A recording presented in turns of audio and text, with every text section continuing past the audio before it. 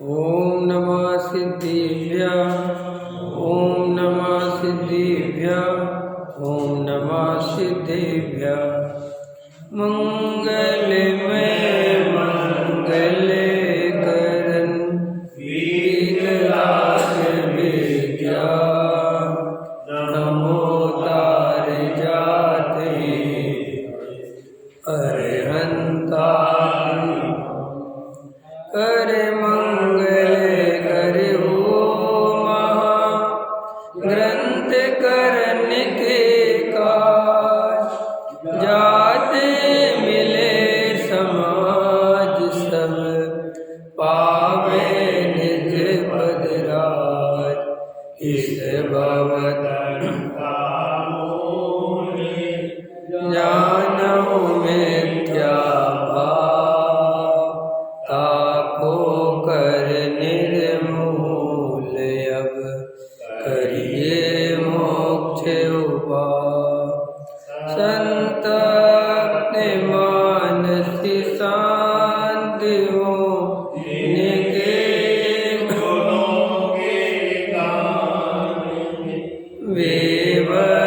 विवर्धमान महान विचरे हमारे ज्ञान में। मोक्ष मार्ग प्रकाशक आठवां अधिकार वर्तमान युग का व्याख्यान चल रहा है। अभी अपन गुरुदेव जी का जो प्रवचन था, दो बातें, निसंकेत अंग और निकांक्षित अंग। तो निसंकेत अंग है अस्थि रूप, माने मैं आत्मा हूँ, मेरा कार्य जानना देखना है, ऐसा निर्णय करना, मैं परिपूर्ण हूँ, मेरे में कोई कमी नहीं है, इसमें कभी शंका मत करो। इस तरफ बिल्कुल कभी शंका मत करो कि नहीं मैं अपूर्ण हूँ, मैं रागी हूँ, मैं द्वेषी हूँ, मैं सेठ हूँ, मैं पंडित हूँ। ऐसे भाव आवे भी तो उसी समय श्रद्धा कहे नथिंग, ये झूठ है। क्या है? अपन क्या होता है कि श्रद्धा तो होती है लेकिन परिणाम बिगड़ जाते कभी ना। जैसे अब उदाहरण दो, थोड़ा अन्यथा नहीं लेना। जैसे कोई स्त्री जावे और उसको देख के राग आ जावे तो श्रद्धा तुरंत कह रे क्या है, अपनी थोड़ी है। तो तुरंत भेद हो गया ना। ये किसी का मकान देगा, अरे बहुत बड़ी, तुरंत अरे अपना थोड़ा ही है। ऐसे ही श्रद्धा में तो अपने त्रिकाली ध्रुव भगवान आत्मा के अलावा मैं कुछ और हो ही नहीं सकता। मैं आत्मा ही हूँ और जानना देखना ही मेरा केवल काम है। चाहे मुझे इन आँखों से, इन इंद्रियों से कुछ भी दिखे, लगे कि मैं शरीर हो गया, लगे कि मैं, आजकल एक स्नैपचैट आया कैमरा, तो स्नैपचैट में क्या होता है कि उसमें अलग अलग तरह के फ्लेवर है, उसमें चित्र है, सूअर का, गधे का, घोड़े का, ऐसे पंख लगे हैं, पता नहीं कैसे कैसे उसमें। और उसको ऐसे अपने सामने लाओगे तो तुम वैसे ही लगने लगोगे, तुम्हारा चेहरा तो दिखेगा, बाकी सब लग जाएगा, तुम स्पाइडरमैन बन जाओगे। ये बच्चे दिखाते रहते ना, तो वहाँ पे श्रद्धा क्या कहती है, दिख क्या रहा है, वहाँ क्या दिख रहा है, ऐसा लगता ना इतना मोटा हो गया। ऐसा अच्छा पुराना उदाहरण ले लो, दर्पण आते हैं कई तरह के, इसमें आदमी मोटा, लंबा, चौड़ा ऐसा हो जाता। तो वहाँ पर ऐसा दिखने पर भी श्रद्धा क्या जानती है, ज्ञान क्या जानता है, क्या मानता है कि मैं मोटा नहीं हो गया, मैं लंबा नहीं हो गया, मैं खरगोश नहीं हो गया, मैं तो मैं ही हूँ। यह दिख तो रहा है, ये दिखने की कोई बात सच्ची नहीं है। तो वहाँ तो तुम्हें समझ में आता है। क्यों समझ में आता है? अच्छा ये बताओ, वहाँ समझ क्यों आता है और यहाँ समझ क्यों नहीं आता है? वहाँ देखा है, इधर को भी देखा है, और अब जो रूप बन रहा है उधर को भी देखा है, तो भरोसा पक्का है, कह रहे मैं तो मैं ही हूँ। लेकिन आत्मा को कभी नहीं देखा, आत्मा का कभी परिचय प्राप्त नहीं किया, और आत्मा चलते फिरते उठते बैठते खाते पीते दिखता भी नहीं है। आत्मा अमूर्तिक है, ये मैंने कई दफे समझाया। आत्मा आसानी से दिखता होता, लो साहब ये रहा आत्मा, दिखता नहीं है, यही सबसे बड़ी कमजोरी है और यही उसकी सबसे बड़ी विशेषता है। क्योंकि वो अगर ऐसे ही दिखता तो फिर उसके इतने गीत गाने की जरूरत ही नहीं थी। अगर हीरा गली गली मारा फिरता, जैसी सब्जी की दुकानें होती है, ठेलों पे से हीरे बिकते, तो कोई हीरा देखता भी। और आज भी सच बता रहा हूँ, अगर हीरे ठेलों पे बिकने लगे तो हीरा 2 कौड़ी का हो जाए। हम कह रहे वही हीरा, आपको नहीं पता। वैल्यू दुनिया में तभी होती है जब वो रेयर हो। नहीं समझे? ऐसा होता है ना, मैंने हीरा पहन रखा मान के चलो, लेकिन आपको हीरा की पहचान नहीं, और आप मेरी जो वैल्यू लगाते हो वो ये लगाते हो कि जर्किन से ज़्यादा नहीं पहन सकता मेरे हिसाब से। हो सकता है ना कि तो जर्किन पहन सकता, जर्किन हो वो है हीरा, क्योंकि आप समझते 10-5 लाख का आदमी है जर्किन नहीं पहनेगा। और वही अंगूठी, वही हीरा उतार के करोड़पति सेठ के हाथ में डाल दिया, और भले ही वो जर्किन हो, मैं तो कहता तुम्हारे दिमाग में जर्किन नहीं आएगी, क्या आएगा कि 100% हीरा है। तो वास्तव में हीरा तो अपना मोल कह ही नहीं रहा, हीरा को तो तुम पहचानते नहीं, तुम उस आदमी के आधार से निर्णय करते हो। तो हीरा की कीमत इसलिए है कि वो आसानी से मिलता नहीं है। इस आत्मा की कीमत इसलिए है कि जे चलते फिरते खाते बैठते उठते सोते रोते नहीं मिलता। आत्मा की तो खोज करनी ही पड़ती है, उसके लिए समय देना ही पड़ता है, सारी दुनिया का रस तोड़ना ही पड़ता है। ये शर्त है आत्मा की। जिसे आत्मा का रस चाहिए, जिसे आत्मानुभूति चाहिए, उसे संसार का रस तोड़ना पड़ेगा। अगर संसार में सुख बुद्धि है, सुख की कल्पना है, पैसे में सुख दिखता है, पद में सुख दिखता है, मकान दुकान में सुख दिखता है, स्त्री पुत्र कुटुंब परिवार में सुख दिखता है, समाज में सुख दिखता है, पद प्रतिष्ठा में सुख दिखता है, तो सुनो, वहाँ सुख दिखता है तो तुम सुबह शाम स्वाध्याय सुनते रहना, आत्मा नहीं मिलेगा। कि क्यों नहीं मिलेगा? क्योंकि जब तुम्हें पर में इतना सुख दिख रहा है तो आत्मा के लिए जैसी ताकत चाहिए वैसी लगा ही नहीं पाओगे। सीधा खड़े थे क्यों लगाओगे आप? हिंदी जब स्वाध्याय में बैठना कोई बड़ी बात नहीं है, ये कोई धर्मात्मा होने का लक्षण नहीं है। ये तो सारी दुनिया अपने अपने पंथ संप्रदाय में जो परंपरा चलती है सुबह सुनते, इसमें क्या है। लेकिन ये बताओ, अभी पैसे में से सुख बुद्धि टूटी कि नहीं टूटी? मुझे पैसा सुखी कर देगा, ये जो मान्यता है, और ये पैसा बढ़ेगा तो मैं सुखी हो जाऊंगा, ये जो मान्यता है, ये टूटी कि नहीं टूटी? ऐसा ये तो नहीं टूटी, फिर अभी भूल जाओ, अभी आत्मा नहीं मिलेगा। शेर को सम्यक दर्शन हो सकता है, तुम्हें नहीं।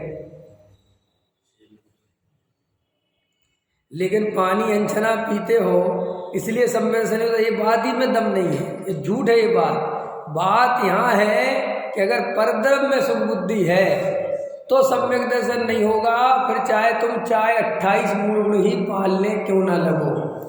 जैन समाज में इतना बढ़त, इतना बढ़िया से बढ़िया वस्तु का स्वरूप है अपने पास, दुनिया का सबसे आइकॉनिक तत्व, सबसे दुनिया की करीब वस्तु का स्वरूप जो हमारे पास है, वो दुनिया में किसी धर्म संप्रदाय के पास नहीं है। ये चाहे तो तुम लेबोरेटरी में जाके चेक करवा लेना, जितने वैज्ञानिक बनवाने उनको भिजवा लेना, जितने बड़े बड़े दार्शनिक हुए हैं दुनिया में, वे कहीं ना कहीं जैन दर्शन का ही समर्थन करते हैं। हाँ, जितने भी वैज्ञानिक हैं वे कहते साहब अगर कोई दम है तो जैन दर्शन वालों में दम। ये अलग बात है कि जैन दर्शन वाले कम हैं, समझने वाले कम हैं, समझाने वाले कम हैं, आत्मा की रुचि वाले कम हैं, ये अलग बात। और ये होना ही चाहिए, क्योंकि धर्म तो कोई बिरले को ही चाहिए ना भाई, बड़े बाबा छोटे बाबा सबको चाहिए, लेकिन आत्मा तो किसी किसी को ही चाहिए।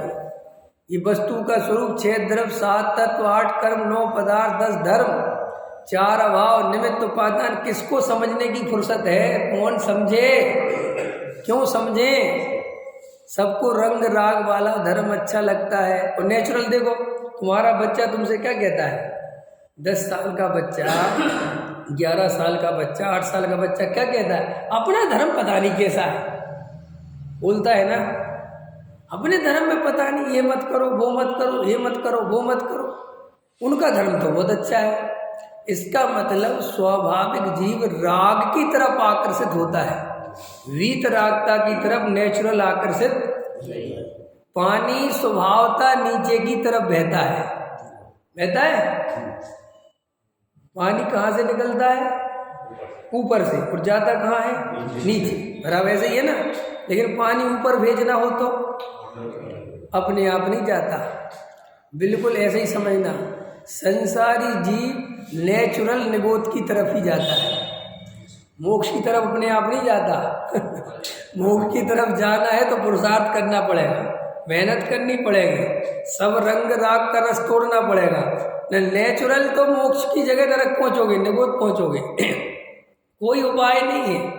इसलिए गहराई से ये बात अच्छी से समझ लें कि जो ये भाषण दिए जा रहे हैं कि ये खाओगे, ये करोगे, करोगे फरोगे, कुछ नहीं, इससे कुछ नहीं होता। बाहरी आचरण करने या नहीं करने से सम्यक दर्शन का बहुत संबंध नहीं है। सम्यक दर्शन का संबंध इस बात से है, क्या तुम्हें संसार में सुख की कल्पना है? क्या तुम्हें पुण्य अच्छा लगता है? क्या तुम्हें पुण्य के उदय से सुखी होता हूँ ऐसा लगता? हाँ साहब ऐसा लगता, तो बस असली जड़ ये है, असली बात ये है। अब क्या हुआ कि ये बात तो किसी ने समझाई नहीं, और एक बाहर के क्रियाकांड समझाने बैठ जाते हैं लोग। तो लोगों ने क्या किया कि हमारी जो मूल जड़ है वो तो हमें पैसे में सुख दिख रहा, परद्रव्य में सुख दिख रहा, तो वो तो किसी ने बताया नहीं। लेकिन हमें ये बताया कि तुम जे अवक्षय, तो हम केले, आलू की जगह केले खाने लगे। अब आलू की जगह केले खाने लगे तो ये समझने लगे कि हम तो बहुत धर्मात्मा हो गए। इससे धर्म का क्या संबंध है भाई? आलू केले से धर्म का क्यों? कि धर्म तो पहले मान्यता में से बदलता है ना, सम्यक दर्शन पहले होता है, और सम्यक दर्शन की तो खबर नहीं। तो अभी जो अपन को अगर परद्रव्य में सुख है तो गुरुदेव ये ले रहे थे, पहले निशंकित फिर निकांचित, कि निकांचित और निशंकित का जोड़ा है। जैसे ज्ञान और श्रद्धा का जोड़ा है, ऐसे ही निशंकित। जब तक निशंकित नहीं होगे तब तक निकांचित नहीं होगे। अब उल्टा करो, जब तक निकांचित नहीं होगे तब तक निशंकित नहीं होगे। तो दोनों को मैं सिद्ध कर सकता हूँ भाई। निशंकित माने मैं परिपूर्ण हूँ, इसमें शंका नहीं चाहिए। मैं आत्मा हूँ, इसमें शंका नहीं चाहिए। चाहे जो अवस्था बनती रहे, चाहे जैसी अवस्था बनती रहे, वो अवस्था मेरी नहीं है। ये शरीर की जो स्थिति है वर्तमान पर्याय की, ये मेरी स्थिति नहीं है, ये पुद्गल की स्थिति है। और ये बूढ़ा, काला, मोटा, पतला, रोगी, निरोगी, इसमें जीव का कोई लेना देना नहीं है। इसमें जीव की बिल्कुल नहीं चलती, तो फिर किसकी चलती है? कौन कर रहा है? शरीर की अपनी योग्यता और वैसे ही कर्म का उदय, ये उन दोनों का निमित्त संबंध हो गया और इसकी योग्यता हो गई। ये शरीर मोटा, पतला, काला, गोरा, मरना, जीना, ये जीव नहीं कर रहा है। मैं इस शरीर में कब तक रहूंगा बताओ? आप लोग जवाब दे सकते हो। मैं वज्रसेन जी इस शरीर में कब तक रहूंगा? जब तक योगा करूंगा, है जिम जाऊंगा। बिल्कुल झूठ है, महाझूठ। इससे बड़ा झूठ दुनिया में दूसरा नहीं है। कि साहब आप तो शास्त्रों से बोल रहे हैं, शास्त्रों से नहीं, रोज आए दिन प्रैक्टिकल करके देखो। जिम करते करते चले गए, इससे ज़्यादा क्या बताओ? यानी जब अच्छा खाओ पियो तो स्वस्थ रहते कहते ना लोग। तो तुम्हें पता है ये जो तुम्हारे पहलवान हैं और जो बड़े बड़े सुपरस्टार हैं जो हार्ट फेल से चले गए, इनके 2 डॉक्टर परमानेंट रहते हैं। इनकी डाइटें फिक्स रहती हैं, कितना किसमें कितना विटामिन है, कब कौन सी चीज़ खानी है, क्योंकि शरीर ही आत्मा है उनका। उनको आत्मा से तो कोई लेना देना है ही नहीं। उनके लिए तो ये शरीर ही सब कुछ है। उन सब कुछ है उनके लिए। तो भैया वे तो पानी भी पीते हैं। अब ये विराट कोहली जो पानी पीता है, पता है तुम्हें कितना महंगा पानी पीता है? उसका नहीं पता है कितना है? 4,000 रुपये लीटर है या 40,000 रुपये लीटर है। अब ये थोड़ा फिगर भूल रहा हूँ, या 4,000 या 4 इतने रुपए का पानी पीता है वो। 1 लीटर पानी आता, वो भी हिंदुस्तान से नहीं आता, विदेश से आता है। अब ऐसा पानी पीने वाला तो नहीं मरना चाहिए है, क्यों? ऐसा ध्यान रखने वाला तो एकदम फिट, अरे कुछ नहीं है, कुछ नहीं। और तुम्हें वो ऐसा उदय चलता है तो लगता है कि तो कितना फिट है, फिट है। अरे कुछ नहीं, अब भी उदय पलटे, अब भी मैं कह रहा हूँ, अब भी 1 सेकंड में तो खेल खत्म हो जाता है। ख्याल में है कि नहीं आया? और मर गए ना। अरे आप देखो, अभी क्रिकेट होता है ना, तो अभी अपनी जो टीम है उसमें एक हार्दिक पांड्या है। अब वो बड़ा मजबूत, बड़ा तेज तर्रार और बड़ा अच्छा माना जाता है, ऑलराउंडर। वो भाई साहब वो दूसरे तीसरे मैच में जरा से एक बॉल रोकने के चक्कर में ऐसा गिरा कि आउट, वर्ल्ड कप से ही बाहर। अब उदय देखो तो अब क्या है। अभी उसने बयान दिया एक कप्तान ने कि भाई साहब ज़्यादा हवा में उड़ने की जरूरत नहीं है, ये जनता है। अभी 100 मैच जीत जाए तो ताली में, ये कहीं हार जाए तो बस सब बेकार, इसलिए इनकी कोई कीमत नहीं है। ऐसे ही संसार की कोई कीमत नहीं है। तुम जिस प्रशंसा के लिए मरे जा रहे हो, इस सब कर्म के उदय से होती है, और निंदा भी कर्म के उदय से होती है, संयोग भी कर्म के उदय से मिलते हैं, पैसा भी कर्म के उदय से मिलता है। और सुनो, गुरुदेव श्री कितना अच्छा ले रहे थे, मिलता है तो भी आकुलता में निमित्त है, सुख में नहीं। क्या गजब घटित किया उनने कहा कि हम ये तो मानते ही नहीं कि सुख का कारण है, पहली बात। और अगर तुम दूसरी हमसे कहलवाना ही चाहते हो कि कुछ तो है, तो हाँ है, कि क्या है कि आकुलता में निमित्त बनता है। नहीं समझ में आया? अभी इसका उत्तर समझे। उन्होंने ये कहा कि साहब पत्नी मिलती तो सुख मिलता है, उनने कहा कभी नहीं मिलता, नहीं मिलता। तो बोले साहब कुछ तो मिलता है? हाँ मिलता है। कि क्या मिलता है? कि दुख मिलता है, आकुलता मिलती है। कितना समझ रहे हो क्या कहना चाहते? कि तुम तो सोच रहे कि थोड़ा बहुत सुख मिलेगा, और हम ये कह रहे हैं थोड़ा बहुत सुख नहीं, थोड़ा बहुत दुख ही मिलेगा, सुख तो बिल्कुल है ही नहीं। अब बोलो, अपन पैसे में सुख की कल्पना करके बैठे हैं और सम्यक दर्शन की बात करते हैं, कैसे मिलेगा सम्यक दर्शन? सम्यक दर्शन की पहली शर्त है, संसार में कहीं पर भी सुख नहीं दिखना चाहिए। हाँ हैं? क्या कह रहे हैं? पैसा मिले तो कहाँ फेंक दे, हमें दे दो, हम बैठे। तुम्हें फेंकने की जरूरत क्या, हम तो बैठे। कितना है बताओ, कितना है बताओ ना। तो बता ही तो रहे, हम ऐसे ही तो भगत खोजे फिर रहे, ऐसे ही भक्तों के लिए तो खोज रहे कि अपना पैसा फेंके और हम ले ले। कमाल कर रहे यार हैं। तो मैं खाली करवा के हम अपना भर लेंगे, और हमें पता है ना क्या करना है पैसे का, तुम्हें नहीं पता। सही जगह लगाएंगे हम, ऐसे ही तो दान इकट्ठा किया जाता है। तुम्हें पैसा लगाओ, तुम कमाओ, सही जगह लगाएंगे हम। इसमें क्या है? तो देखो ये बात जो आपने पूछी कि पैसा कहाँ फेंक दे, पैसा फेंकना या पैसा जोड़ना, यही तो मान्यता है कि मैं जोड़ता हूँ या मैं फेंकता हूँ। यही तो बदलना है कि मैं पैसे का स्वामी हूँ ही नहीं। यही तो निर्णय करना है कि ये पुद्गल का परिणमन है। सुनो रमेश जी ध्यान से, आपके पास 1 करोड़ रुपया आया, तो वो जो करोड़ रुपए की गड्डी है वे पुद्गल है कि जीव है? पुद्गल है, प्योर पुद्गल है ना, जड़ है ना। हाँ, अब वो जड़ का परिणमन जैसा होना है वो ऐसा हो रहा है, तो अब वो तुम्हारे पास आने की उसकी अपनी योग्यता है तो आया। तो उसमें निमित्त कौन है? कर्म का उदय। कौन सा निमित्त है?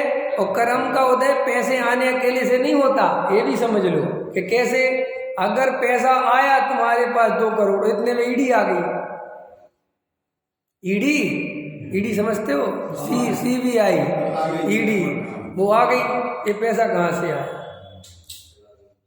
अब क्या, चलो बेटा अंदर, तो अब वो ही पैसा आया था तुम्हें जेल भेजने।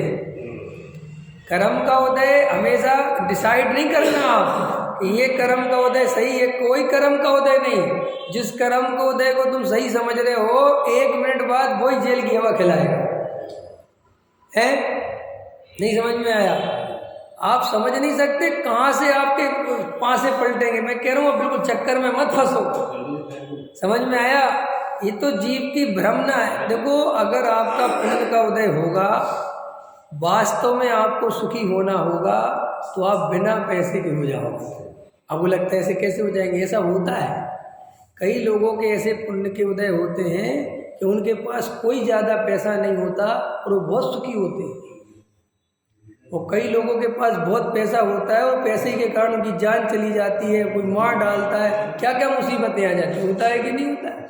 तो ये अपन को नहीं सोचना चाहिए कि भाई क्या काम करेंगे, तो यही निर्णय करो कि कोई भी काम करेंगे वो सुख का कारण है ही नहीं। संयोग में बता रहे हैं कि हम बेटा कर लेंगे, हमारे यहाँ बेटा हो जाएगा, ना ना ना, ये सुख का कारण कभी मत मान। क्यों? कि बेटा भी 2 तरह के हैं। अगर तुम्हारा पुण्य का उदय होगा तो वही बेटा सुख के निमित्त बनेगा, उदाहरण के लिए। और अगर पाप का उदय होगा तो वो ही बेटा जिसे तुम भ्रम से सुख का कारण मान रहे थे, असली शत्रु निकलेगा। अब बोलो, तो इसलिए तो आचार्य हमसे कहते हैं, तू पर वस्तु में बिल्कुल भी मूर्छित मत हो, तू पर वस्तु में बुद्धि मत लगा।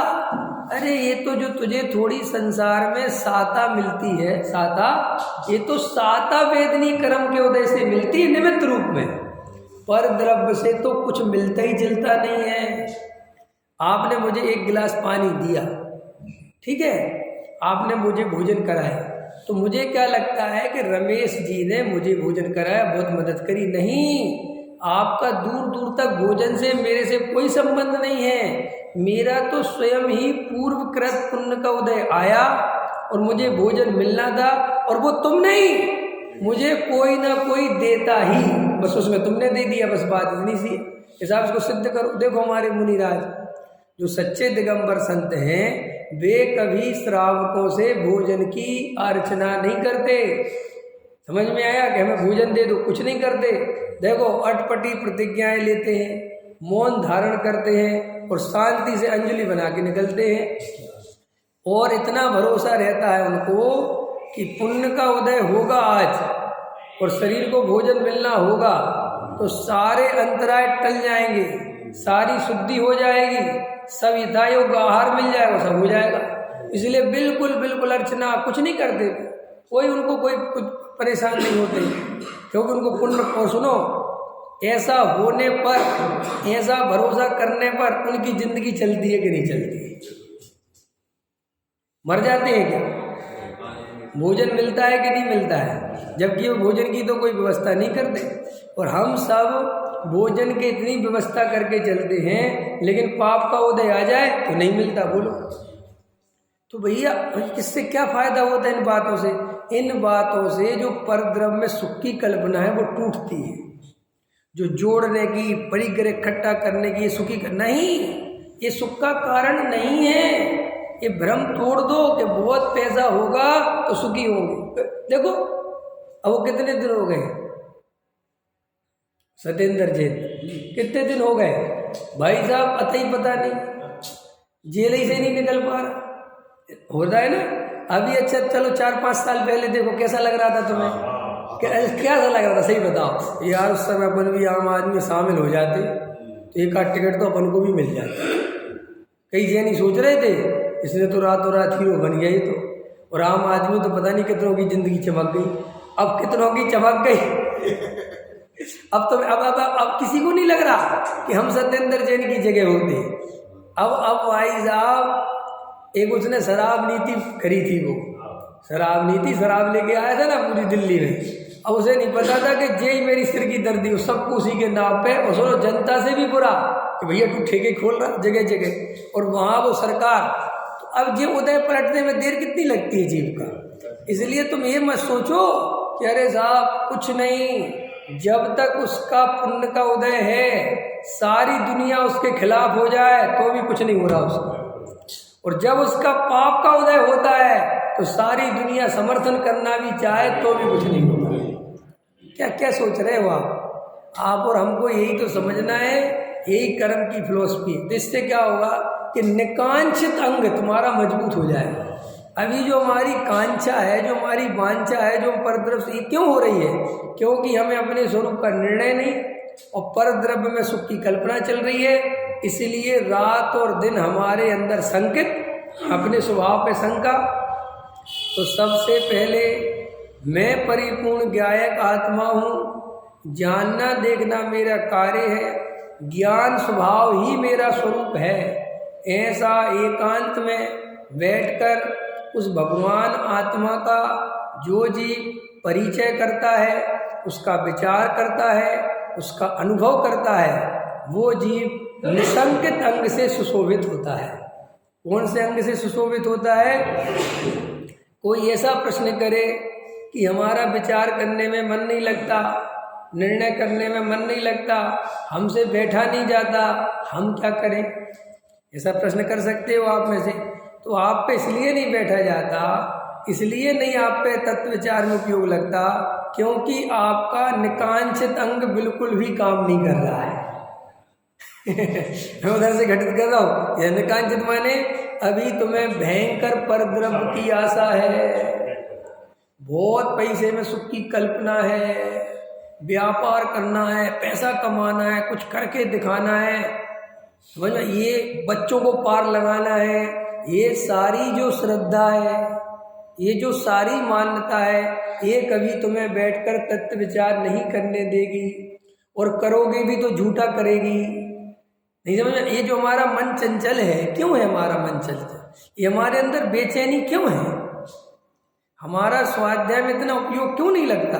उसका मात्र कारण ये है कि हमें ऐसा लगता है कि हमारे ऊपर बहुत काम है, हमें बहुत काम करने हैं, अभी हम नहीं करेंगे तो कौन करेगा? बस ये कर्तृत्व, ये ममत्व और भोक्तृत्व, भोगेंगे, करेंगे और फिर क्या करेंगे? अरविंद जी करेंगे और फिर भोगेंगे। एक कोठी बनवाएंगे, कुछ दिन और 2 प्लॉट और सेट कर दूं, फिर विश्वास नगर छोड़ूंगा, बिहार में जाएंगे, फिर बिहार में जाके फिर भोगेंगे। बड़ी ऐसी तो जीव की सारी चेतना जो पसरी पड़ी है, कल बताया था ना, पहला सुख निरोगी काया। ध्यान देना इंजीनियर साहब, पहला सुख निरोगी काया। तो जब तक निरोगी काया नहीं हो तो फिर आगे की बात ही नहीं बनती। तो जीव स्टेप बाय स्टेप चलता है। अगर निरोगी काया है तो फिर माया, अब माया जोड़ो, और माया जोड़ता रहता है, और वहाँ और बड़ा मकान, और ये हो, फिर पत्नी, फिर बच्चे, ऐसे उस चक्रव्यूह को आगे बढ़ाते बढ़ाता निबोध में पहुँच जाता है। क्योंकि ये मनुष्य भाव मिला था, उसने सारी ताकत परद्रव्य मिला, और परद्रव्य में लगाने से लगा कुछ नहीं है। मजेदार बातें भी है, तुम्हारे कोठी बनवाने से कोठी नहीं बनती, तुम्हारे पैसा कमाने से पैसा नहीं आता, ये परम सत्य है। इसमें तुम्हें निर्णय करना ही पड़ेगा। शुरू में बता दिया मैंने कि जैसे श्रद्धा में जो परद्रव्य है और उसे का राग आवे तो भी श्रद्धा तुरंत कहती है व्यर्थ है, ये अपना नहीं है। अतः राग आया लेकिन श्रद्धा तुरंत ही ना अपना नहीं, छोड़ो, तो अपन आगे चले जाते। आता है ना, ऐसे आचार्य कहते सम्यक दृष्टि को भी चारित्र मोह के उदय से पंच इंद्रिय विषय भोग भोगने का राग आता है, लेकिन उसे उसी समय उसकी श्रद्धा ये बताती है कि भाई इसमें कोई सुख नहीं है, ये तेरा स्वरूप नहीं है। पकड़ में आया कि नहीं आया? ऐसे ही हम लोगों को भी बैठ के पहले श्रद्धा सम्यक करनी चाहिए। अब सम्यक श्रद्धा को इतनी सम्यक मजबूती से निर्णय कराओ कि देह में जैसा चाहे परिणमन चले, ये परिणमन मेरा नहीं है, निर्णय अंदर से श्रद्धा में होना चाहिए।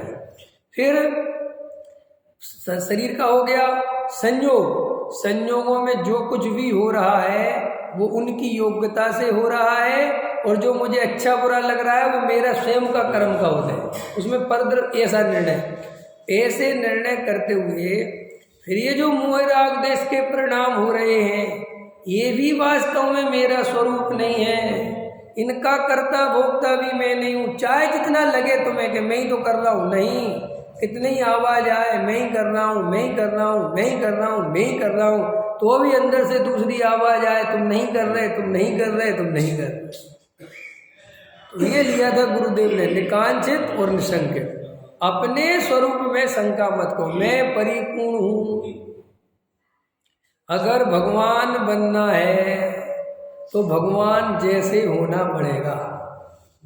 नहीं समझ में? जैन धर्म में भक्त और भगवान की व्यवस्था नहीं है? अच्छा चलो प्रश्न है आपसे, कोई एक जवाब देगा तो अच्छा लगेगा। जैन दर्शन में भक्त और भगवान की व्यवस्था क्यों नहीं है? या भक्त और भगवान का ग्राफ क्यों नहीं बन सकता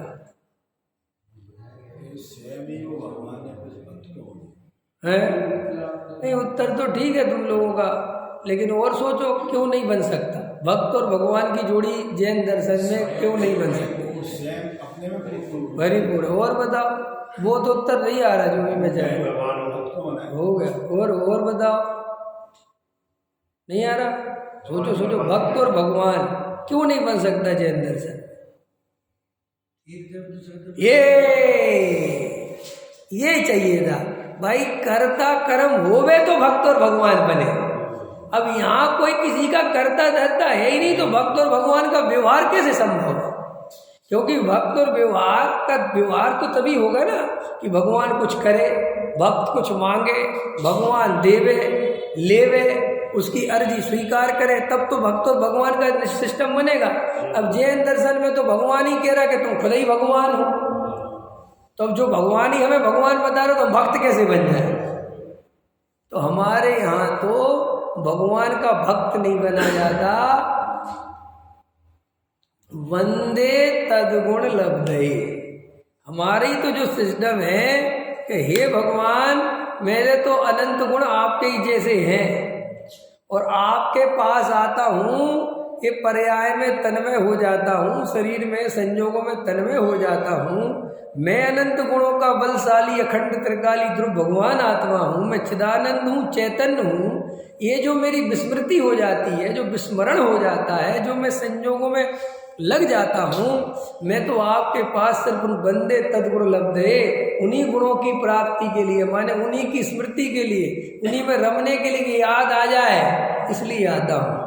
लेकिन ये पार्ट दुनिया में सबसे कठिन है, क्योंकि एक मिनट, क्योंकि दुनिया में जितने भी धर्म पैदा हुए वो चल रहे हैं, उनमें भक्त और भगवान, भक्त और भगवान, मैं स्वयं भगवान, ये वाला धर्म तो जैन ही धर्म है। ये अलग बात है कि जैन धर्म वाले भी ये बात नहीं जानते। हाँ, आप निहारे अपनी हो, धन्य आपकी भीतरागता और न छोर, नहीं देते कुछ भी, हाँ, आपसे ले लेते, दर्शन कर उपदेश श्रवण कर तत्व ज्ञान को पा लेते। वास्तव में तत्व ज्ञान को पा लेते, तत्व ज्ञान को पा लेते। भक्त आपसे कुछ नहीं लेते, तत्व ज्ञान को पा लेते। भव्य निहारे अहो आपको, आप निहारे अपनी हो। क्या गजब है, क्या कह रहे हैं, क्या समझा रहे हैं कि हमें तो तत्व ज्ञान भी मिल गया ना।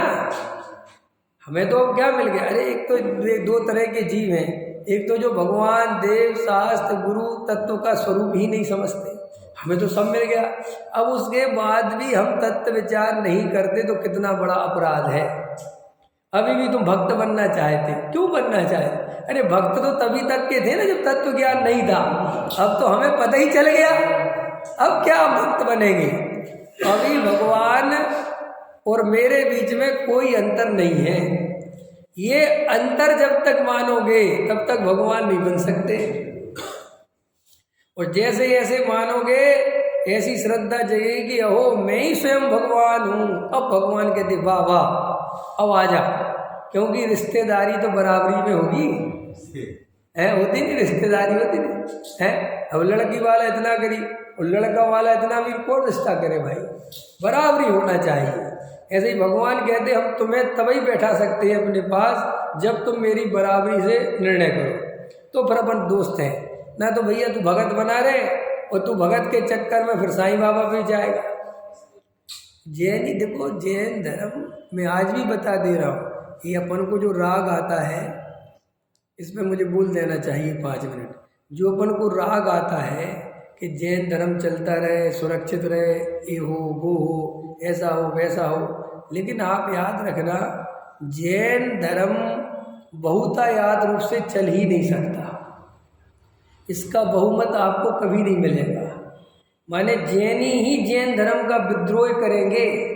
आपको पता है अपन जैन धर्म किसी हिंदू के कारण खतरे में नहीं है, घबराना नहीं, किसी मुस्लिम के कारण खतरे में नहीं है। और ये जितने खतरे आते हैं ये उन जैनियों की वजह से आते हैं जो जैनी अपना जैन धर्म ही नहीं जानते।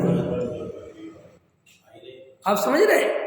आज हिंदूवादी अपने को सनातनी कहते हैं और वो ये कहते हैं कि तुम्हारा जैन धर्म हमारे हिंदू धर्म से निकला है। अब ये कहते तो हमें बड़ा वो लगता है, अरे लेकिन मेरा प्रश्न है ये कहा क्यों उनने, क्यों कहा? मुसलमानों को तो नहीं कहा कि इनका हमारे से निकला है। नहीं समझ आया कि क्यों नहीं, कि मुसलमान मर जाएगा लेकिन वो कभी अन्य के मंदिर में जाएगा नहीं। देख लेना तुम, उससे तुम प्रार्थना नहीं करवा सकते। ये पता है तुम्हें, जो मुसलमान कहते हैं वंदे मातरम नहीं बोलेंगे, ये पता है तुम्हें क्यों नहीं बोलते? ये कहते हैं कि हमारे लिए केवल अल्लाह ही पूजनीय है। हमारे कुरान में कोई भारत माता नहीं होती, कोई पाकिस्तान माता भी नहीं होती उनके यहाँ, ऐसा मत सोचना। लेकिन चलो वे एक, उनके कुरान में एक अल्लाह ही इबादत करने योग्य है, नतमस्तक होने योग्य है और जगत का कोई नहीं है। ऐसी उनकी खतरनाक स्थिति है। अब इसलिए उनसे तो कोई नहीं कहता कि तुम हिंदू धर्म में से निकले, लेकिन हमारे ही जैनी जब हिंदू धर्म के सारे त्योहार उनसे भी ज़्यादा खुशीपूर्वक मनाते हैं, तो वे बेचारे तुम्हें हिंदू नहीं माने तो क्या माने, मुझे बताओ। अब गलती किसकी है? जब हमारे जैनी ही, नहीं समझ में आया, हिंदू मंदिरों में मन्नतें मांगने जा रहे हैं, साईं बाबा के यहाँ जा रहे हैं, और एक तो ये खतरा, दूसरी बात हमारे संत साधु अधिकतर ऐसे हो रहे हैं कि वे सनातनी बनने में लगे हुए हैं। वे तो हम कह रहे नवरात्रे मनवा रहे हैं वे, और क्या क्या होता हम तो भूल जाते हैं। अपन सब मनवा रहे, कुल मिला के सब चल रहा है। अभी सोचो जैनियों को अपनी दीपावली कैसी मनानी चाहिए ये पता नहीं है। अब इससे ज़्यादा मैं आपको क्या बताऊँ? आखिर में जैन है ना। अच्छा चलो बजसेन जी बताओ, हृदय में हाथ रख के बताओ, ऐसे मानने वाले जैन ज़्यादा हैं कि हम जैसे जैन ज़्यादा हैं? अरे हम जैसे तो भाई साहब अगर 1 करोड़ है तो उसमें 1 लाख नहीं है। अब बताओ 99 लाख आदमी जो तुम्हारा जैनी है वो ही अपने आप को हिंदू समझ रहा है, तो हिंदू आपको हिंदू, जैन को हिंदू समझते, इसमें बहुत ही बड़ी बात। इसलिए उनको तुम्हारा कब्जा करने में भी डर नहीं लगता। वे कहते ये क्या कर लेंगे, अपने ही तो है सब। वो कह रहे अपने ही तो है सब, हम अलग अलग थोड़े ही है। कहते ना वो हमारा ही तो है, अपन अलग अलग थोड़े ही। अब अलग अलग तो तब हो जब जैन दर्शन की असली व्याख्या हो, तब 1 मिनट में सिद्ध हो जाएगा कि अलग अलग है। लेकिन अब अपन चिंता, तो मैं तो इसलिए कह रहा था कि ये तो अपन को कसाय राग आ जाता है साहब, थोड़ा धर्म का राग आते ही है तो ऐसे भाव आ जाते हैं। बाकी वास्तव में मेरा 100% निर्णय ये है कि जैन धर्म कभी पूरी दुनिया स्वीकार कर ही नहीं सकती, क्योंकि जैन धर्म को स्वीकार करने के लिए कोई क्रियाकांड से गुजरो ये बात नहीं है। जैन धर्म में पूजा पाठ भक्ति करने लगो, बड़े बाबा छोटे बाबा करने लगो, मंदिर जाने लगो, प्रक्षाल करने लगो, गंधोदक लगाने लगो, रात्रि भोजन छोड़ दो, अंजना पानी छोड़ दो, जमीकन छोड़, ये जैन धर्म नहीं है। ये तो बहुत बाहरी पार्ट है, तो पैकिंग है। जैन धर्म की असली पढ़ाई, असली माल तो 7 तत्व, 6 द्रव्य, कसाय, राग द्वेष के परिणाम, त्रिकाली ध्रुव भगवान आत्मा, निमित्त उपादान, अभाव, पंचास्तिकाय, ये सब उसके मूल प्राण हैं। निश्चय व्यवहार, द्रव्यार्थिक, पर्यायार्थिक, नहीं, ये सब उसके जो ये समझे तो जैन दर्शन समझना। ऐसा कोई करे नमो इंद्राणु सिद्धाणु आर्याणु जड़म नमोलो सब कुछ, और सुबह 5 बजे आके मंदिर में प्रक्षाल करे, पूजा करे, खुद शुद्ध तेरा पंथ से करे। और क्या कह रहा हूं, 20 पंथ नहीं कह रहा हूं, श्वेतांबर बिल्कुल शुद्ध तेरा पंथ, शुद्ध तेरा पंथ। शुद्ध तेरा पंथ समझते हो कि नहीं? जिसमें दीपक भी नहीं जला सकते, जिसमें धूप भी नहीं खे सकते, जिसमें गंधोदक भी ऐसी 2 उंगली से सिर्फ यहाँ लगाना है और सहजता से मिल जाए। उसके लिए लड़ाई झगड़ा नहीं करना है, छाती पे नहीं मलना है। समझ में आया कि नहीं आया? ये है शुद्ध तेरा पंथ, समझो पहले। अब ये शुद्ध तेरा पंथ में भी अगर 6 द्रव्य, 7 तत्व, निमित्त उपादान, कसाय, मोह, मिथ्यात ये नहीं जानता तो जिंदगी भर तेरा पंथ से काम करता रहे, सम्यक दृष्टि नहीं होगा। बोलो, अरे तुम जिन बातों पे लड़ाई झगड़ा करते हो वे बातें तो जैन दर्शन में कोई वैल्यू की है नहीं। हम इस बात पे लड़ते ना, उनने फूल चढ़ा दिया, उनने चंदन लगा दिया, अथवा हम तो भैया करो, तुम चंदन लगाना, फूल लगाना ठीक नहीं है, लेकिन उसका धर्म से कोई विशेष संबंध नहीं है। पकड़ में आया कि नहीं आया? धर्म तो केवल और केवल आत्मा के अनुभव से प्रारंभ होता है, और आत्मा का अनुभव उन्हीं जीवों को होता है जो जैन धर्म में बुद्धि लगाना जानते हैं, पढ़ना पढ़ाना जानते हैं, स्वाध्याय करते हैं। कई लोगों ने क्या किया बसंत जी कि उनके पास खबरें गई कि देखो जी बात ये है कि हम सोनगढ़ियों के पास इसलिए जाते हैं या मोक्षुओं के पास इसलिए जाते हैं कि साहब वो स्वाध्याय करते हैं, और स्वाध्याय तो देखो परम तप है।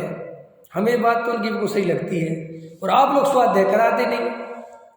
तो ये बात सुनकर कई लोगों ने स्वाध्याय चालू करा दिया। अब लेकिन वे स्वाध्याय कैसा कराते हैं सो वो सुनो। वे स्वाध्याय में जो जैन दर्शन का आश्रव तत्व है उसे वे धर्म बताते हैं। सो वो स्वाध्याय करना फायदा हुआ क्या विपरीत हुआ? कि अब नहीं समझे आप?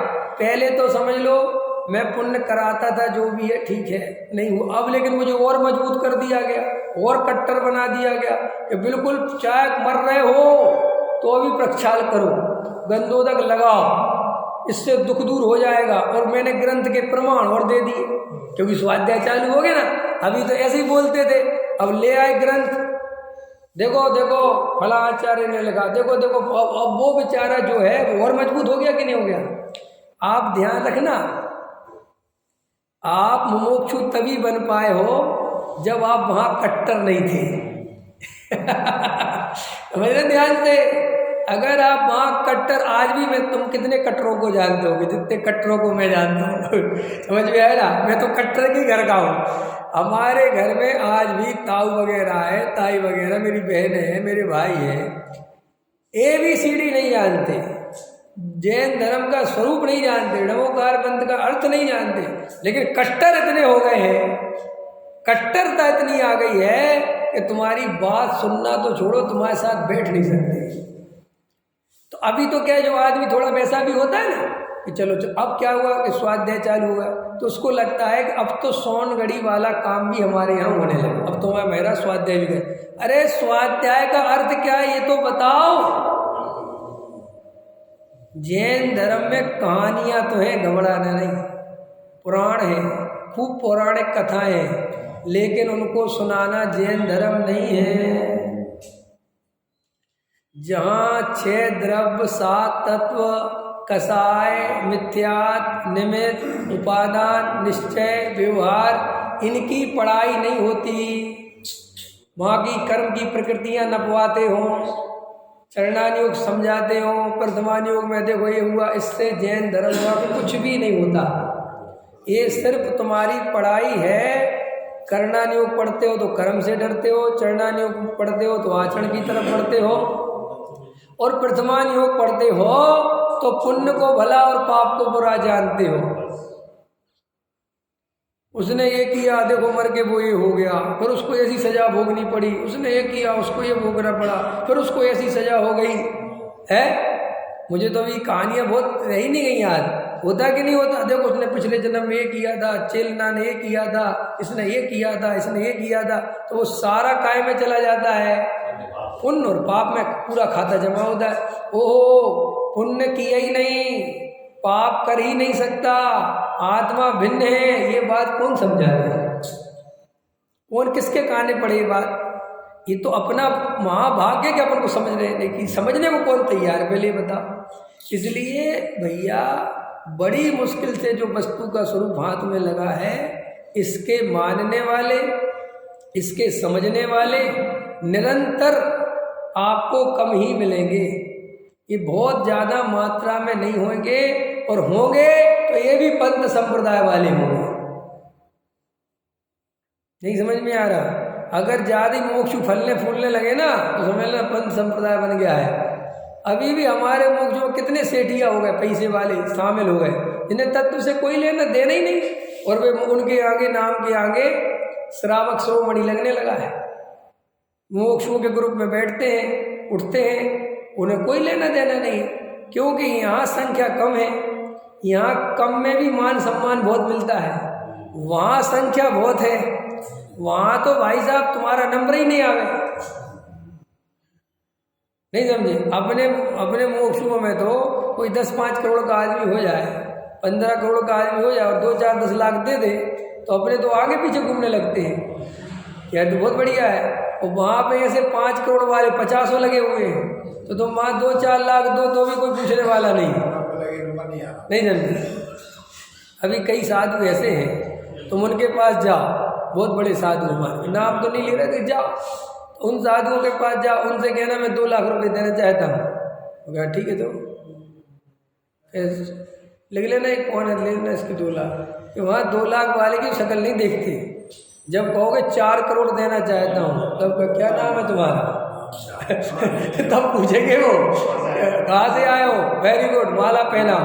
वहाँ 1-2 लाख वालों की गिनती, हाँ, लेकिन यहाँ तो 1-2 लाख दो, 1 लाख में देखो नित्ती बड़ी वो क्या कहते वो है, संगमरमर की पार्टियां दे दिया, फोटो लगवा दी, और संरक्षक ट्रस्टी बना दिया। और क्या चाहे तुम, माँ क्या जान लोगे क्या?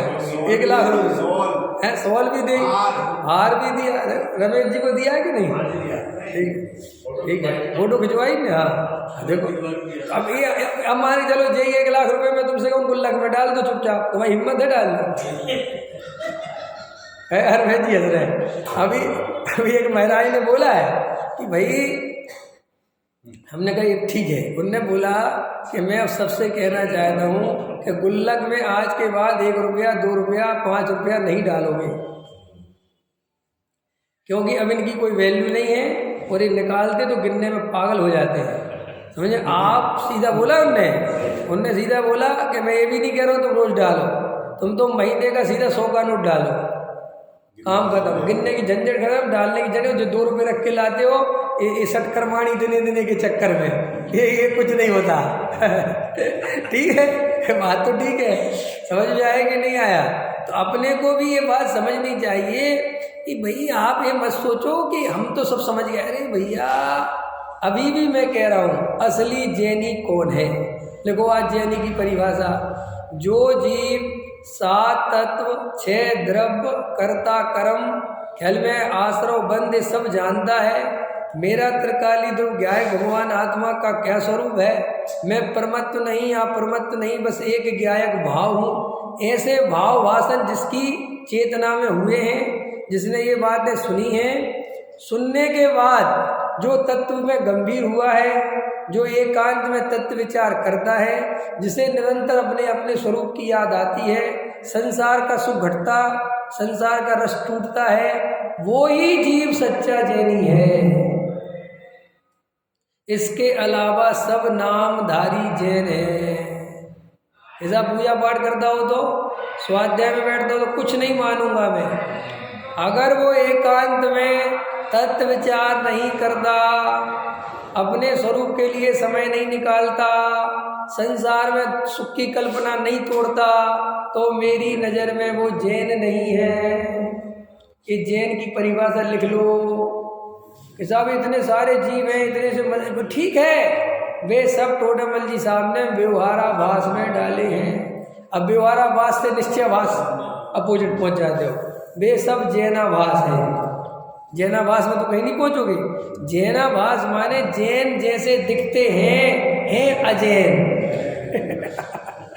समझ में आया कि नहीं आया? तो टोडरमल जी साहब ने पूरी भक्ति भाव से उसको किया है कि भाई धर्मधारक व्यवहाराभासी कुल अपेक्षा व्यवहार सब लिया टोडरमल जी साहब ने।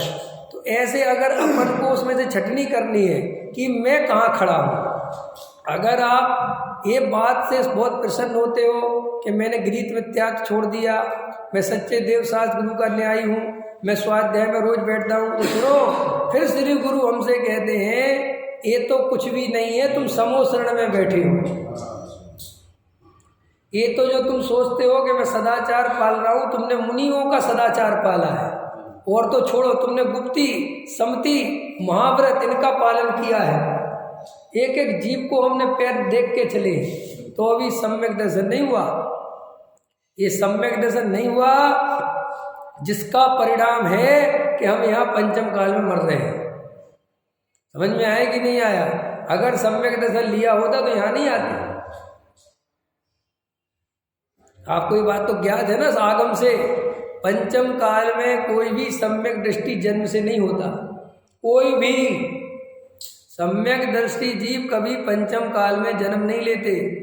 यहाँ जन्म लेता है, बाद में वस्तु का स्वरूप समझता है, तो किसी बिरले को सम्यक दर्शन होता है। यही रेशो है। सम्यक दृष्टि उंगलियों पे गिनने जैसे होते हैं, सब नहीं होते, क्योंकि सब इतनी ताकत लगाने का काम नहीं करते और अपने को छुपा लेते हैं। क्रियाकांड की चादर ओढ़ लेते हैं, क्षयोपम ज्ञान की चादर ओढ़ लेते हैं, दान की, सेठ की, पंडित की, ये सब चादरें बनी हुई हैं और ये उड़ के बैठ जाते हैं। मैंने ओढ़ ली चादर पंडित की, मैं बन गया पंडित। नहीं समझ में आया? तुमने ओढ़ ली सेठिया की चादर, बन गए सेठिया। न मोक्ष मार्ग से मुझे कुछ लेना देना है, न तुम्हें कुछ लेना। फिर ये चर्चा के चर्चा के लिए है क्या है ये? अभी वो कल एक है बिहार में, अभी नया नया नेता उभर रहा है, प्रशांत। वो पहले एक मदद करता था ना, प्रशांत। अब वो कल बोल रहा था, कह रहा था कि देखो भाई, मोदी जी जो है, तुमने मोदी जी को 39 सांसद, कितने 39 सांसद यहाँ से जिताए लोकसभा चुनाव में। तो कह रहा था कि मैं ये बताना चाहता हूँ कि इन 9 सालों में मोदी जी ने बिहार के लिए क्या किया क्या नहीं किया तो छोड़ो, एक मीटिंग तक नहीं करी अगले ने कि बिहार में क्या करना है क्या नहीं होना चाहिए। इसकी मीटिंग ही नहीं हुई, कितना इनको माफ दे कुछ भी। और बोले आपने 39 विधायक दिए, तो बोले मैं तो कह रहा हूँ कि चर्चा ही कर ले तो ही बहुत है। जब सोचे तो करना तो बात की, एक आध तो बोले कि बिहार शब्द तो आवे, आते ही नहीं। और अभी चुनाव आएगा तो आ जाएंगे। अभी तुरंत 1 महीने पहले 10-20 हज़ार की स्कीमें चालू कर देंगे और आप फंस जाते हो। वो समझा? ऐसे ही श्री गुरु कहते हैं कि तुम ये चर्चा करते हो और इसी से संतुष्ट हो, तो ये कोई धर्म का लक्षण नहीं है, ये कोई दम नहीं है भैया। ये तो परिपाटी है, इसमें भी व्यवस्थित नहीं सुनना, नहीं समझना, नहीं पढ़ना, नहीं लिखना। अब अपने ही लोग हैं, जैसे मान चलो कल प्रवचन हुआ मेरा, अब कल हुआ तो कल तुम नहीं आए, तो अपने हृदय पे हाथ रखो कि कल के प्रवचन की किसको चिंता है कि कल क्या आया था, कोई हमने विषय नहीं सुन पाए, हम इसको घर पे जाके सुन, तो क्योंकि हम उस सभा के दैनिक श्रोता है ना, वही कल उससे रिलेटेड विषय आया हो, कोई नहीं फर्क पड़ता, कहीं से भी सुन लेंगे। वही तो बातें तो वही हैं, लेकिन तुम उसके लिए सावधान कितने हो। डॉक्टर से 2 बार समझावे और दवाई देवे और मेडिकल से दवाई लेके आए तो फिर जाता है, कहता फिर समझाओ, क्योंकि एक गलती खाली तो आफत हो जाएगी। होता है कि नहीं?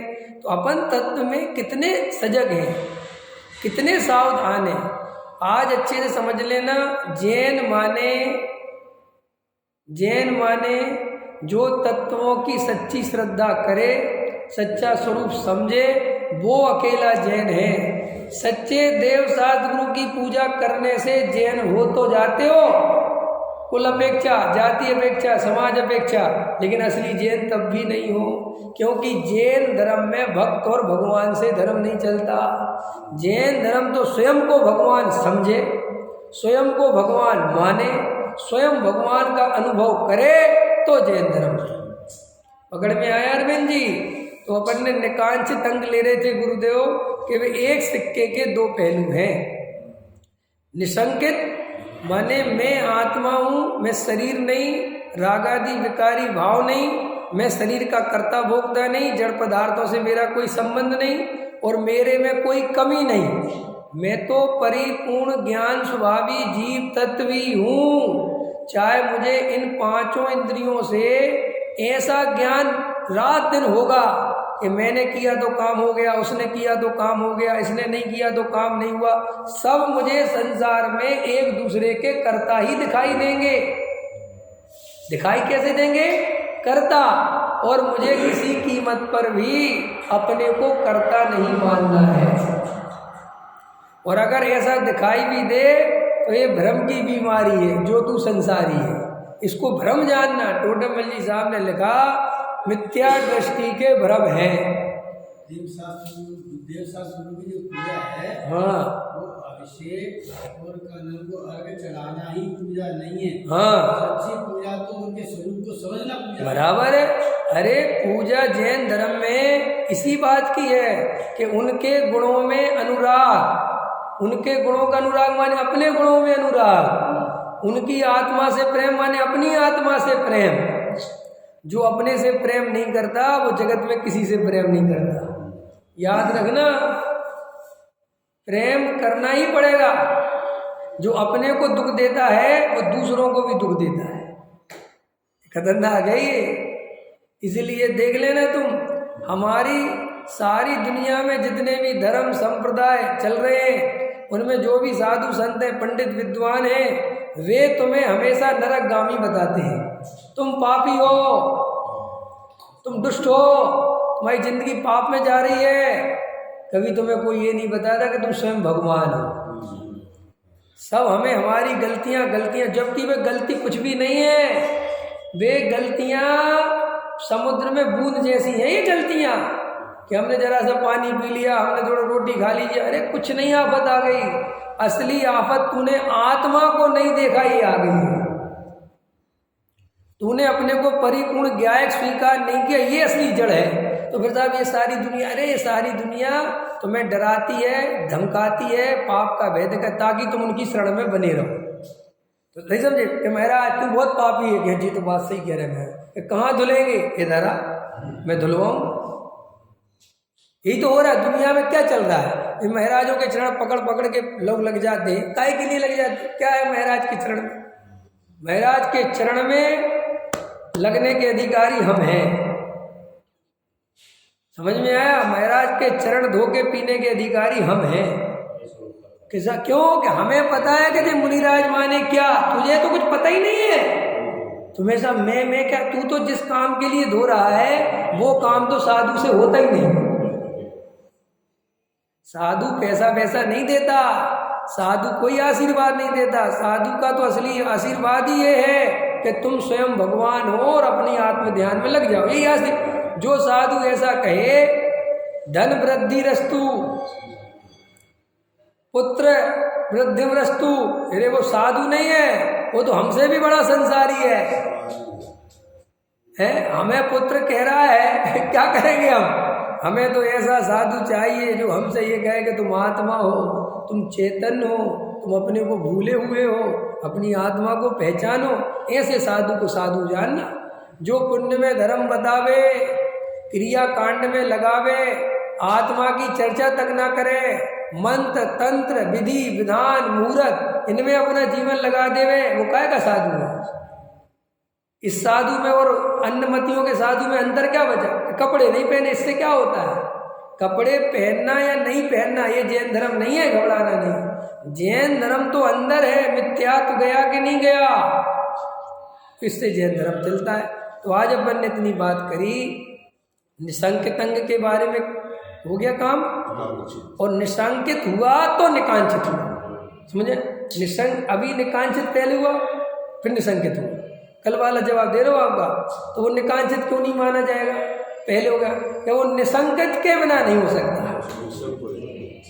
वो निसंकित ही इस बात की निशानी है कि तेरी निकांचित अंग सही था। पकड़ में आया कि नहीं आया? वो कल ज्ञान का पूछा था ना कि पहले ज्ञान काम करता है तो ज्ञान को पहले रखना था। नहीं, ज्ञान को पहले इसलिए नहीं रखते कि जब तक वो ज्ञान सम्यक दर्शन न करा दे तब तक उस ज्ञान को हम ज्ञान ही नहीं मानते। पकड़ में आया? ऐसे ही निकांचित अंग तब काम का है जब स्वरूप की निसंकता हो जाए। अपने बहुत से साधु संत त्यागी वृत्ति निकांचित अंग का तो पालन करते हैं, लेकिन निसंकित अंग की कुछ खबर नहीं है, इसलिए वो निकांचित भी झूठा है। अब समझ, उनने ये तो समझ लिया, अरे सुखदारा हो न सीरी, सब स्वार्थ के है भीरी, कुछ नहीं रखा संसार में, कोई सुख नहीं है, सब बकवास है, हर एक दिन तो मर जाना है, ये हो जाना है, वो हो जाना है, क्या करना है शरीर को पोस के, ये तो मिट्टी का ढेला है, मिट्टी का ढेला है। ऐसा करते करते तो निकल गए, नग्न दिगंबर भी हो गए, लेकिन अब जो अंदर क्या है, भगवान आत्मा है, वो आपको पता ही नहीं है, उसको समझे ही नहीं। क्योंकि सच पूछो तो ऐसा ही कोई उदय विचित्र था कि कसाय की मंदता का भी जीव लाभ नहीं ले पाया। क्यों? क्योंकि उसकी दिशा गलत हो गई। समझ में आया कि नहीं? ऐसा समझ लो, उदाहरण देता हूँ कि तुम्हारी गाड़ी भी सही थी, तुम्हारी गाड़ी में पेट्रोल भी सही था, बढ़िया चल भी रही थी, जाना था आगरा और किसी ने रास्ता बता दिया हस्तनापुर का, मेरठ का, अब वो पूरा पेट्रोल भी खर्च हुआ, गाड़ी भी चली, मेहनत भी लगी और आगरा की जगह मेरठ पहुंच गए। समझ में आया? पकड़ में ही बात, उदाहरण समझ। ऐसे ही बेचारे की कसाई भी मंद थी, उसको खाने पीने घूमने का स्त्री का संयोग का राग भी नहीं था बेचारे को तीव्र, जब तो मुनि बन गया, लेकिन वहां पे इतना सब कुछ होने पर भी कोई दिशा सही बताने वाला, अब वो सही दिशा बताने वाला नहीं मिला, सोनी क्रिया कांड करने लगा। वो खूब क्रिया कांड करे, खूब, जैसे गुरुदेव श्री थे ना, कितने बढ़िया थे वो। ऐसा नहीं कि गुरुदेव श्री दिगंबर में आए तो बढ़िया, तो श्वेतांबर में भी बहुत साधु महान थे वो, मैंने वो तो वहां भी इतनी कसाय मन थी कि पूरे श्वेतांबर उनको सबसे बड़ा गुरु, उनकी पूजा भक्ति करते थे, लेकिन वही सब कुछ करने पर भी दिशा सही नहीं थी। तो देखो कितनी बुरी हालत है। और वही गुरुदेव श्री जब ये समय सार मिला और वो दिशा सही हुई तो देखो दशा बदल गई। तो अभी अपन समझ रहे हो, तुम ये मत सोचो कि साहब हमारी कसाय मंदता का जितनी भी है और जितनी चाहिए विशुद्धि लब्धि उतनी अपने पास है। हमें सम्यक दर्शन के लिए कसाय और मंद नहीं करनी है, जितनी मंद चाहिए थी उतनी तो है अपनी। कि साहब कितनी मंद है कि तुम्हें स्वाध्याय में सुनने का मन, तत्व रुचि, बैठने का मन, शास्त्र पढ़ने की रुचि, देव शास्त्रों का सत्य, बस इतनी कसाय मंद होनी चाहिए, इतनी है, इससे ज़्यादा की कोई ज़रूरत नहीं है। तो फिर आप क्या करें? हमें थोड़ा खाने पीने का लालच है, आने दो, वो खाने पीने से ही तो तुम मरते हो। ऐसा वो नहीं छूटता, अरे वो कहाँ छूटेगा, पहले अपने परिपूर्ण ज्ञाय की श्रद्धा तो करो, छूटे और छूट जाएगा भी इस अर्थ में लेना कि अभी कुछ नहीं छूटेगा। समझ में आया? क्योंकि ये तुम छूट जाएगा फिर उसी पर ताकत लगा लेते। ऐसा लगता है जैसे रोटी खाना पता नहीं कितना बड़ा पाप हो। अरे रोटी खाना कोई पाप नहीं है। अच्छा, मिर्च मसाला खाना कोई पाप नहीं, कोई आफत नहीं आ रही है। तू अपने को आत्मा देखना, तू बार बार वहीं क्यों पहुंच जाता है? ऐसा अभी नहीं तो बाद में, फिर जो कह रहे ना तो हो जाएगा सब। देखो जैसे अभी ने बोला ना कि बाद में वो उसकी आशा ही क्यों करते हो, नहीं होगा तो तो हम मिथ्या दृष्टि हो जाएंगे। चलो मैं कह रहा हूँ मैं जीवन भर जैसा रहता हूँ ऐसे ही रहा तो मैं मिथ्या दृष्टि हो जाऊंगा। भाई अगर मुझे अपने त्रिकाली ध्रुव पे श्रद्धा बनी रही तो मेरा बाहरी जीवन भले ही ऐसा बना रहा, एक कदम भी ना बढ़े तो भी मैं सम्यक दृष्टि हूँ। क्यों? सम्यक दर्शन के लिए जितना बाहरी आचरण चाहिए वो तो है। मैं मद्य मांस मधु नहीं खाता, मैं सत्य तो उतना तो है ना, तो वो बात खत्म हो गई। अब रहेगा खाने पीने की तो भैया वो धीरे धीरे जितनी वृद्धि होगी छूटेगा। भले मेरा उस तरफ लक्ष्य ही नहीं है कि छूटेगा कि नहीं छूटेगा। अपन वो जरा सी भी दरार रखो क्या तो वो फिर छूट तो नहीं रहा। 6 महीने हो गए, लगता तो है लेकिन भाव तो नहीं आ जाते। अरे भाई वे जो भाव आ जाते हैं उनसे ही तो वेद ज्ञान करना है। अगर एक बात बताओ वे भाव आते ही नहीं तो क्या खाक वेद ज्ञान करना, फिर वेद ज्ञान करना किससे? फिर क्या का पता। यही तो पुरुषार्थ है कि वहां से विपरीतता आएगी और तुम्हें उसको जुड़ना नहीं है। जुड़े तो गए कि साहब आए नहीं तो फिर हम तुम्हें समझाएंगे क्यों। अगर घोड़े को पानी नहीं पीना हो तो भैया वो रहट की आवाज़ भी नहीं होगी। यानी सब पानी तो पीना है तो वो रहट चलेगा, आवाज़ होगी तो अब तुम्हें संभालना पड़ेगा घोड़े को। यही काम है, तब पानी पिएगा। ऐसे ही परिणाम तो आएंगे, सब भाव आएंगे जो तुम सोच रहे हो। मतलब जो तुम नहीं चाहते वे ही आएंगे, सब आएंगे। आप फिर कहते हाँ आएंगे लेकिन ये भाव मैं नहीं हूँ, ये पुरुषार्थ करते रहोगे तो आके चले जाएंगे, तुरंत चले जाएंगे, बदल जाए। अपन को तो यहाँ काम करना है, वहाँ थोड़ी कुछ करना है। वहाँ तो जो होगा सो होगा है। अब आप क्या करो, जैसे कुम्हार होता है, अब तो समय बदल गए, तो कुम्हार घड़ा बनाता है। अब घड़ा बना दिया, जो वो कर सकता था वो उसने कर दिया। फिर उसने क्या किया, आग लगाई, समझ में, और आग में वो उनको डाल देता है, घड़े को मैंने ऐसे बनाता है, उसको तपाने के लिए डाल देता है। अब क्या करे वो, अब रोज रोज खोल के देखे कि अभी भैया अब भूल जा, जो तुम कर सकते थे वो तुमने कर दिया। अपन बचपन में उदाहरण याद होगा, कच्चे आम आते थे, कच्चे आम, और अपन उसे पकाने के लिए गेहूं के अंदर छुपा देते थे, याद है? पक्के और हम तो इतने खतरनाक थे कि हमारे घर में जब हम रहते थे छोटे से थे तो हमारे पीछे कमरे भूसा भरा होता था, भूसा, समझ गए, गाय बैल वाला। तो हम उस भूसे में घुसा देते थे कि भूसा में और गर्मी होगी, क्योंकि गेहूं से ज़्यादा गर्मी भूसे में होती है। अब हम क्या करते थे, सुबह तो छुपाया और दोपहर में जाके देखते थे, पूरा निकाल लेते थे। अरे रे अभी नहीं पका, फिर रख देते थे, फिर निकाल लेते थे, तो वो सड़ जाता था। बिल्कुल ये परिणाम ऐसे ही है। तुम्हें हम बार बार कहते हैं कि परिणाम मत देखो, अपरिणाम ही गायक देखो। और तुमने जरा सा आधा मिनट, हाँ मैं तो अपरिणाम गायक हूँ, इतने में दुकान की आधा, अरे यार मैं पहले ऐसे हुए थे, इतने में दुकान ऐसा नहीं था है, पहले आदमी ऐसा होता है, ऐसा ऐसे बैठता है, हाँ ओहो ऐसा जो भी उदाहरण, और भाई तो दुकान दिख गई या कोई और बात आ गई, अरे यार सब बेकार ही है, हम तुझे ध्यान में, हमारे बस का तो है नहीं। क्यों भैया, क्या हुआ कि वो परिणाम देखो भाई, तुम 1 मिनट में परिणाम में जुड़ गए, 1 सेकंड में, और जबकि परिणाम 1 सेकंड नहीं रुकता, वो कैसे रुकेगा, उसकी तो गति है भाई, परिणमन है, वो तो रुकना ही नहीं है। वे तो एक के बाद एक आएंगे।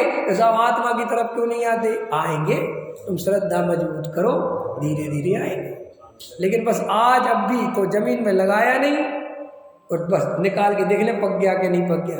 ऐसे जरा सा जीव ने स्वाध्याय और सब परिणाम हो गया, ये अनंत भाव गए ऐसी गलती करते करते। अब ये भाव नहीं जाना चाहिए। सहजानंदी।